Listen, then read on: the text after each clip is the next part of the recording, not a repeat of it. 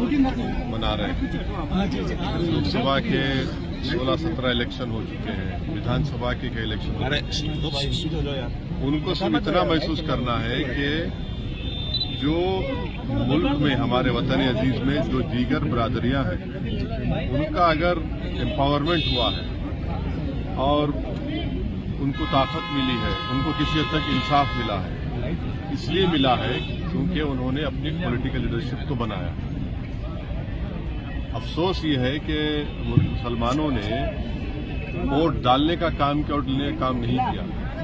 जिस दिन वो दूसरी बरादरियों की तरह, चाहे वो जाट हो, राजपूत हो या जितने भी दूसरी बरादरियां हैं, उनकी तरह अगर हम काम करेंगे तो आपको इम्पोर्टेंस मिलेगी, आपके मसाइल हल होंगे। आप तो सिर्फ आपको सेकुलरिज्म का कूली बना कर रख दिया गया कि जब चुनाव आते आपसे कहा जाता है कि भैया सेकुलरिज्म को जिंदा रखो, और दूसरे उसको डुबाते रहेंगे, उसको दफना देंगे, और हमसे कहा जाएगा जिंदा रखो।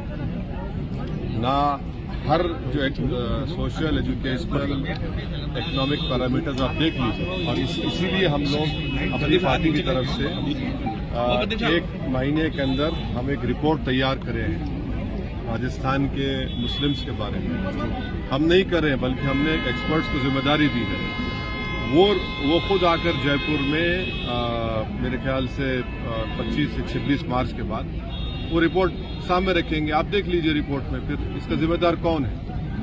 इसका जिम्मेदार किसी हद तक जोधपुर में मुसलमानों की भी जिम्मेदारी आती है, और जिनको वोट डाले वो तो बर्बाद कर चले। राजस्थान की स्थिति तो ये है साहब कि एक बार बीजेपी, एक बार कांग्रेस, ऐसे में क्या उम्मीदें लगती है कि आप स्टैंड कर पाएंगे? यही तो मैच फिक्सिंग लगता है इन दोनों में कि 5 साल हम बैठ के राज करेंगे, फिर 5 साल बाद आप आ जाइए।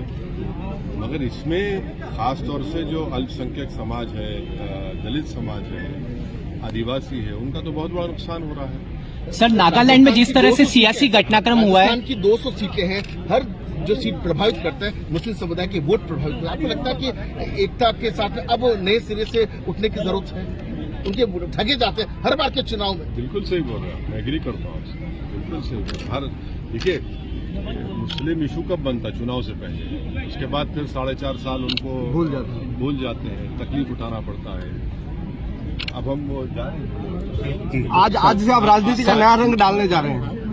नया रंग, हमारा एक ही रंग है, राजनीति का रंग। बम्बा में जो राजनीति का मुख्यमंत्री अग्रह क्षेत्र है, पार्टी को मजबूत करना है, पार्टी को फैलाना है, चुनाव की तैयारी करना है। आप लोग इतना ताज्जुब में क्यों हैं? सर, नागालैंड में जिस तरह से सियासी घटना बहुत जल्दी होगा। क्या इसको नजर आ रहा है? क्या इसको नजर आ रहा है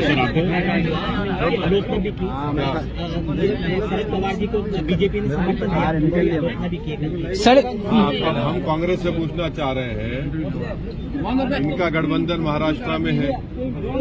अब कांग्रेस को सेकुलरिज्म याद नहीं आता, कांग्रेस को फिरका परस्ती याद नहीं आती, कांग्रेस को बीजेपी का पूरा एजेंडा याद नहीं आता। यही तो जिसको उर्दू में बोलते हैं ना मुनाफिकत, जिसको उर्दू इंग्लिश में बोलते हैं हिपोक्रेसी, अपॉर्चुनिज्म है कांग्रेस का। भाई, उनके साथ की एक पार्टी जो है नागालैंड में बीजेपी की सपोर्ट करती है, और हम चुनाव लड़ते हैं तो इनको पेट में दर्द शुरू होता है और इल्जाम लगाते हैं हम पर।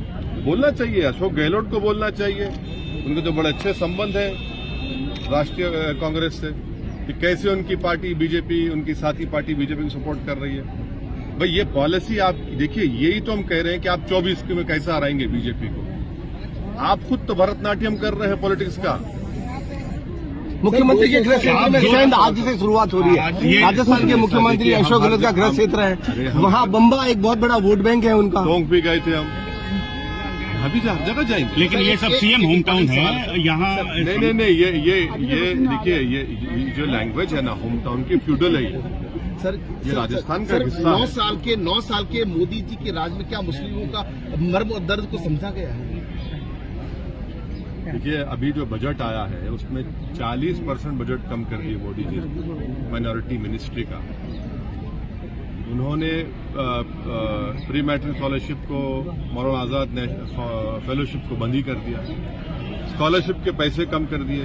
अच्छा, खुद उनके नाम से जो स्कीम है जिसको MSGP प्रोग्राम कहते थे, उसमें उन्होंने 900 करोड़ कम कर दिए। तो माइनॉरिटी मिनिस्ट्री का बजट खुद 40% कम कर दिए, और जो मदरसा के जो स्कीम थी उसको खत्म पे ला लिए। तो और ऊपर से ये जो गौरक्षक है, बल्कि गौरक्षक के नाम पर एक्सटॉर्शन करते हैं, वो आपके चैनल ने उसका स्टिंग भी किया, नाम लेना फिर आपको अच्छा हाँ, नहीं तो उन्होंने स्टिंग ऑपरेशन किया जिसमें बताया गया है। तो ऐसा हो गया कि जो मेन एक्यूज्ड है जिसका नाम क्या है, मोनू है, तो इनके लिए तो वो मोनू डार्लिंग बन चुका है। सर आपको लगता है 2023 में तो राजस्थान में जवाब देंगे, बाकी 2024 में जवाब तो देंगे इलेक्शन? अभी लड़ेंगे इलेक्शन। खुले शब्दों में आपने कह दिया कि मोदी का जो सवाल था, हमारा दर्द जो था वो खुले शब्दों में बयां कर दिया गया कि कहीं सपोर्ट नहीं था उनका। किसका?